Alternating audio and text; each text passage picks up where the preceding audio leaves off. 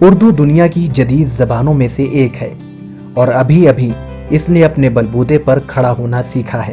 زبان نہ کسی کی ایجاد ہوتی ہے اور نہ کوئی اسے ایجاد کر سکتا ہے۔ جس اصول پر بیج سے کوپل پھوٹتی ہے، پتے نکلتے، شاخیں پھیلتی، پھول لگتے ہیں اور ایک دن وہی ننھا سا پودا ایک تناور درخت ہو جاتا ہے، اسی اصول کے مطابق زبان پیدا ہوتی، بڑھتی اور پھلتی پھولتی ہے۔ اردو اس زمانے کی یادگار ہے جب مسلمان ہندوستان میں داخل ہوئے اور اہل ہند سے ان کا میل جول روز بروز بڑھتا گیا۔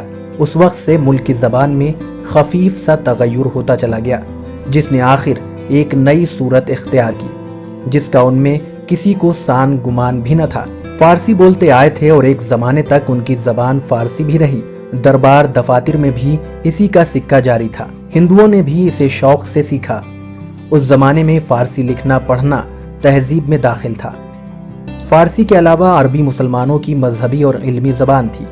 دستار فضیلت کا ملنا بغیر تحصیل زبان عربی ناممکن تھا، کیونکہ مسلمانوں کے علوم و فنون کا خزانہ اسی زبان میں مدفون ہے۔ ادھر ملک میں جو زبان رائج تھی اسے بھی مسلمانوں نے سیکھا۔ عوام وہی زبان بولتے تھے، چنانچہ اس مخلوط زبان میں بڑے بڑے شاعر ہوئے۔ مسلمان شاہی درباریوں اور علماء اور شعراء نے بھی یہ زبان سیکھی اور اس میں تالیف و تصنیف کی۔ غرض ہندوستانیوں کے اس میل جول اور خلط ملط سے ایک نئی زبان نے جنم لیا، جس کا نام بعد میں اردو رکھا گیا۔ اردو کے معنی لشکر کے ہیں اور لشکری زبان جیسی ہوتی ہے ظاہر ہے، یعنی آدھا تیتر آدھا بٹیر۔ اس لیے اول سکہ لوگ اس کے استعمال سے بچتے رہے اور اس کے لکھنے پڑھنے کو عار سمجھتے رہے، لیکن رفتہ رفتہ اس کے قدم جمتے رہے اور مغلیہ سلطنت کے آخری دور میں شعراء نے اس بچے کو اپنے سایہ عاطفت میں لے لیا اور پال پوس بڑا کیا، بہت کچھ صفائی پیدا کی اور نئی تراش خراش سے آراستہ کیا۔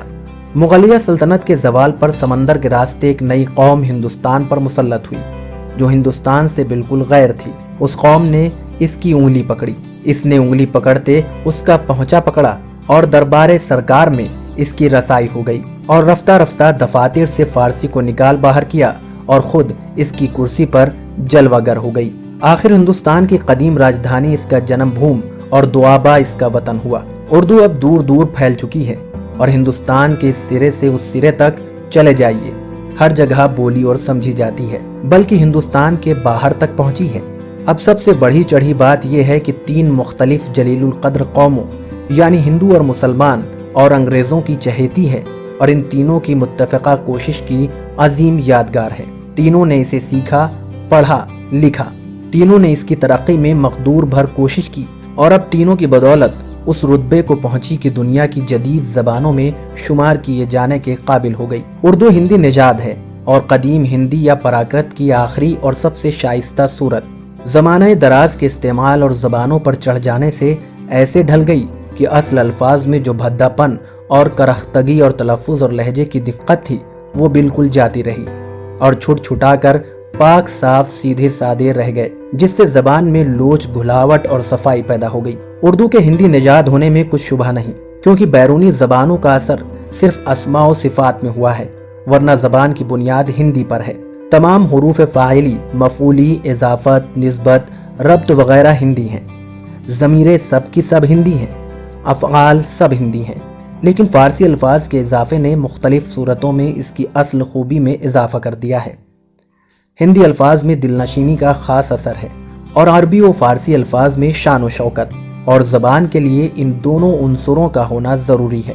عربی فارسی الفاظ نے نہ صرف لغت میں بلکہ خیالات میں بھی وسعت پیدا کر دی ہے، جس سے اس کا حسن دوبالا ہو گیا ہے اور وہ زیادہ وسیع اور کارآمد بن گئی، مگر اصل بنیاد جس پر وہ قائم ہے ہندی ہی ہے۔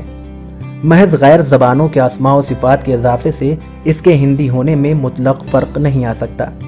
مثلاً آج کل بہت سے انگریزی لفظ داخل ہوتے جاتے ہیں، لیکن اس سے زبان کی اصلیت و ماہیت پر کچھ اثر نہیں پڑ سکتا۔ غرض یہ زبان مختلف حیثیتوں سے ایسی قبول صورت ہو گئی ہے کہ اس کی ترقی میں شبہ نہیں ہو سکتا ہے۔